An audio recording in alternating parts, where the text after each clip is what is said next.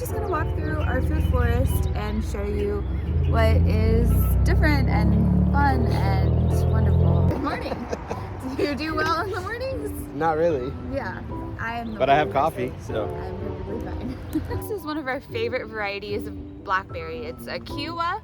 It blooms early and it produces so much. Look at all these blooms. The fruit that it makes is amazing. The blackberries are about this big and they're full and juicy and the seeds don't get caught in your teeth. It's just basically the perfect blackberry.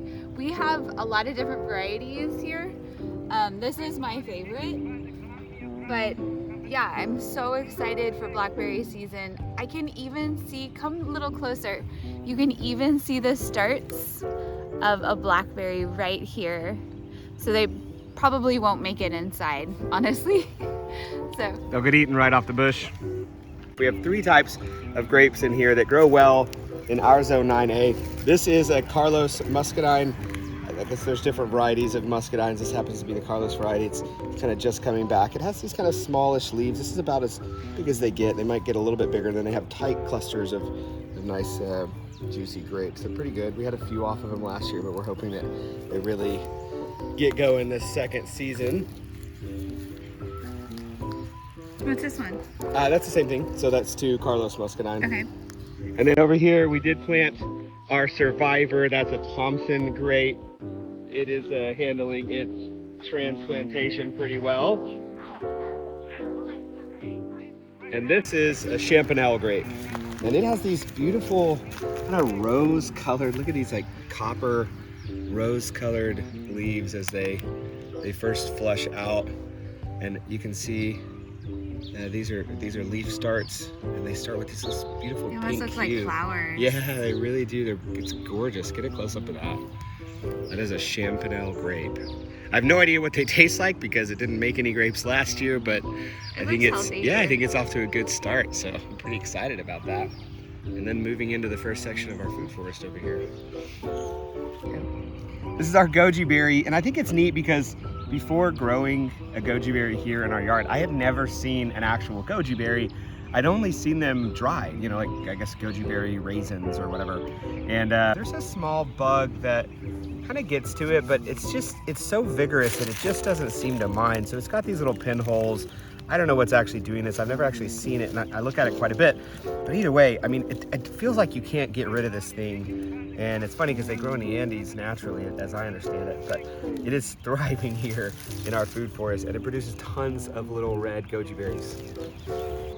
A few weeks ago, I went to my friend Elizabeth's farm, and she was so gracious that she let me pick up baby blackberry plants. And they are just doing wonderful. They started out probably about this big, and they have leafed out. This one's even flowering. I'm so surprised. And right next to it, I've planted some ground cherries that I planted from seeds. I don't know much about them. I saw them and I wanted to try them. So this is one of my experimental plants. So they're doing good. Supposedly they look a little bit like cherry tomatoes, but it's going to be a ground cherry. So I have planted the blackberries kind of, you know, a step apart all along the food forest. So. That was a big step. Yeah. And every single one of them, they look great. Looks great. They all just really love their new environment. Yeah.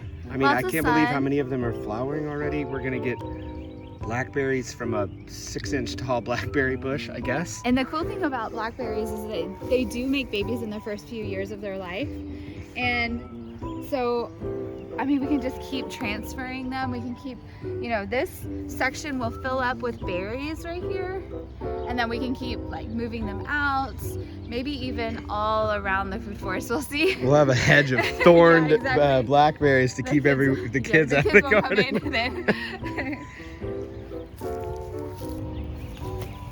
This is an elderberry that we just picked up from the John Ferry Garden. that's fun. Elderberry has all kinds of antioxidant properties. It's super good for you. You'll find it used in like cough syrups and that kind of thing. So that's, anytime you see something natural actually used in regular traditional medicine, it makes you think there's probably something great going on in there. We've always known there is, but it's good to see that folks are coming around to elderberry. It's a wonder plant. We get quite a few volunteers in our food forest for one reason or another. Probably because we're not paying too much attention about where stuff lands. This is gonna be a bush bean. Look how pretty that is. And then right next to it is a tomato, and I have no idea what kind that is, so we're gonna have to cage that at some point because most of what we grow around here is indeterminate, meaning it's gonna get really tall, so we're gonna have to figure something out for it. It's just too pretty to get rid of, so it has earned its spot. Hey, okay, so I'm in the middle of our peach orchard. We have... all 4 of them. Yes, all 4 of them. So we have 2 varieties that are blooming early and 2 varieties, or 1 variety that's blooming a little bit later. Okay, so we have a June Gold right here, and it's clearly my favorite. It is so full of leaves, it's so healthy. I trimmed it back on one of my pruning videos, or I've pruned all of these, but this one I pruned back, and it is just producing peach after peach after peach. I think this is 2nd year, so I'm just so excited that it's producing so much and that it's so healthy. I don't see aphids or anything like that on it, and yeah, I'm excited. Down below here we have chicken poo, or sorry, this is rabbit poo, and we have a watermelon Charleston Gray that I just popped into the ground, and I'm very excited. These leaves you don't need to worry about them. They're the beginner leaves, and they're gonna fall off very soon, and this is just gonna fill this area and keep everything nice and cool. So this is a Sam Houston. As you can tell, it's just getting started. Same with the other one. And it looks healthy, it looks good. It's a different variety, so of course it's at a different stage than the June Gold. And then we have a La Feliciana, and you know what really excites me about this tree is the fact that it's so small. I love that it got trimmed this deep, so when it becomes mature, it's really only going to get about up to here, and I'm so excited that this tree is not going to grow very big, and that we're going to keep pruning it.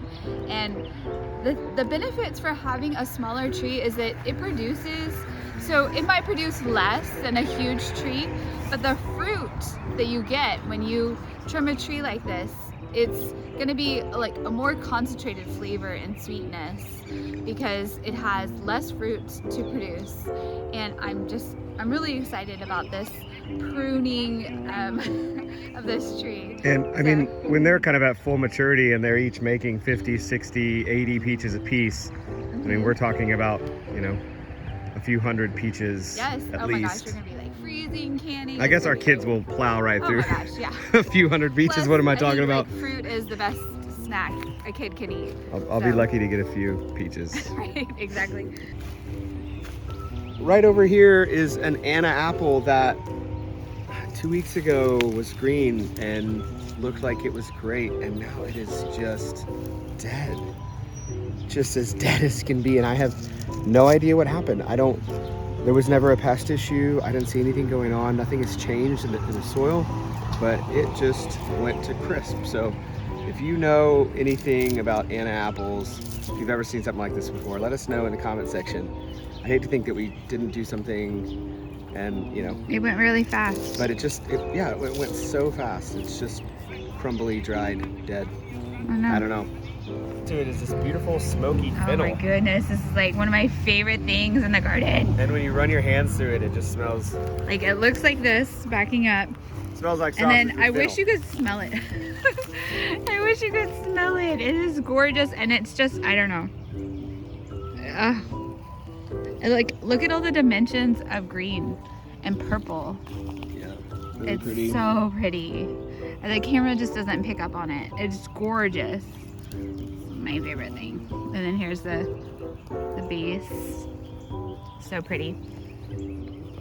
It's interesting. I don't know if you'll be able to see it, but there's this little fly.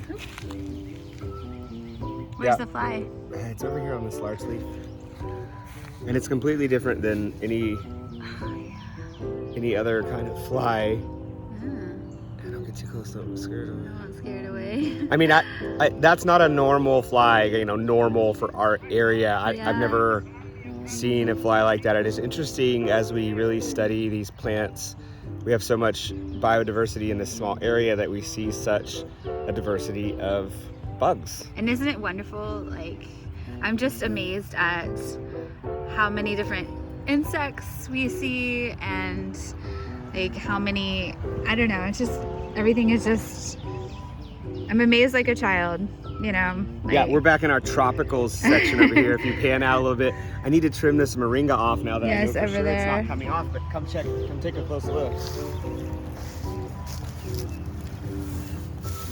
So moringa, moringa is just a really healthy. Every year, looks like. This is our first year having it. And the thing is, though, I guess with some plants you feel like you're at a disadvantage when it dies back to the ground. And gosh, it would be nice to have a big established plant. Big. But it grew. Yeah. If you can see the diameter of this, I mean, it's about 1.5 inches in diameter, and it was probably 12 feet tall. It was so tall that it was bending over. And that just was in a single season. Its first season wasn't established at all. And so it's going to be interesting to see. You can see that now we're going to end up with 10 times as much moringa as we had last year, so that we can use it to make tea. I need to come and cut these out. These are totally dead. But now that I kind of know, I've never grown this before, but now that I know how it grows, and Sean, do you know what the benefits of moringa are? So moringa is, I think it's from Africa. I'll have to check up on that, but it is like a multivitamin. So what you can do is you can take the leaves and dehydrate it, turn it into a powder, and put it in your green smoothies. You can put it into like a capsule or whatever. It is really important to have it. It has so much nutrients. It's like a superfood. So I would encourage you to plant a moringa plant. They make babies. So hopefully, and it grows like a weed. Oh my gosh, yeah. And I think it made so many babies that I gave at least 3 friends plants last season, and that was the first season. So we want to be real honest with you guys and show the successes and failures. And right now we have a situation with our apple. I think this is Dorset. We have some aphids, and so we're probably gonna have to address this. I don't see any ladybugs on it, so it makes me very concerned. I'm going to be spraying it with some, a solution of dishwasher soap or dish soap, and hopefully I can stop this infestation. It's actually starting to rain right now. We're trying to do this before the rain came today, and it's a light rain. Yeah. Okay, so here's a Dwarf Mullberry. It's not gonna get that big, but it looks really nice and healthy. It died back in the winter, and we have another one right over here. Looks pretty much the same. So I think some of it is trying to come up right up here and stuff, so this must be still alive. Maybe that variety is a little more hardy for our zone. I think that this is the same variety. I got it the same place, the same. Look, come over here. Look at this little ladybug. She's just going around eating the aphids. Yeah, there's one there, and look, do you see? And there's one tucked in here. And so we are seeing beneficial bugs coming, and this is a pear tree, and this pear tree really got crushed last year with aphids. Look, there's another ladybug. We had to step in and take care of the aphids ourselves. We're gonna have to censor this. That's 2 ladybugs. Oh yeah, well we're gonna. So if it has beneficials, our policy is just to kind of watch and observe. You didn't catch that joke. What did you say? There's 2 ladybugs mating right here. We're gonna have to put a little fuzzy thing over that. Yeah, if it has beneficial. Oh, here's It's another crawling one. with them, yeah. It's Yeah. covered in ladybug. Remember from the last video, this area was kind of a giant wood pile. We've taken a lot of that and processed it. Some of it will turn into biochar, some of it we're using as edging on our garden. But in the process, I actually found a plum that we thought was dead that we had completely given up on. It was laid over, it was covered in all that wood. And then I saw It was all these totally bent over. poking out and pulled it back upright, and this is a Methley plum, and it Oh my decided gosh. to live. And you know how we feel about survivors. Survivor. Yep. And it is totally gonna make it. It's awesome. That's funny. Your rock collection. Oh, good job. All right, so this is super exciting. We actually started some fruit trees before we ever did a food forest, but we had them outside of our fence and they were a little bit neglected. We didn't prune them correctly. We really didn't even know how to prune yet, but we just went for it. And we've taken all of those trees and actually moved them in this entire new section of our food forest that we have really just this weekend kind of built out, mapped out. We got them moved about a week ago. And this right here is a Shinko pear. That is a Saijo persimmon. Everybody looks really healthy. Yeah. This is I don't know how to pronounce it. It's Hosui pear. I think that's the Asian pear. Yeah. I promised my you're kids right. that we would have Asian pears. This is a It's our Bruce favorite plum. pear. Okay. Yes, that just fell. Did caterpillars just fall off when I Yes. moved that? Oh my Yeah, goodness. look at this. Look at that caterpillar. There's a ton of them. Look how big they are. Oh my gosh. Yeah, we're gonna go feed these to our Chicken feed. Get off my plant. Look how big and juicy that one was. Yeah. I I don't know if I describe it as juicy. Oh, our chickens will be like, ooh.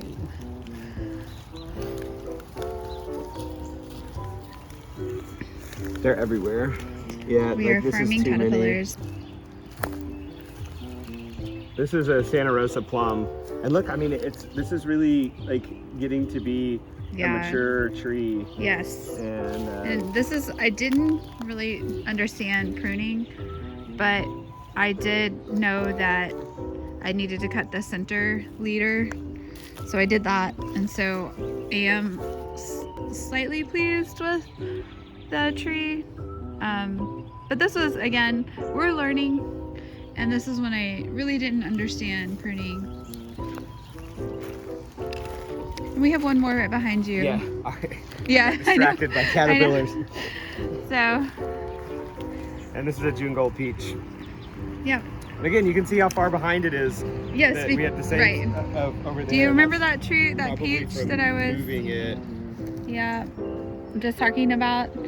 That is the June Gold, and that is a June Gold, and this is probably because we moved it, probably because we neglected it for a few years.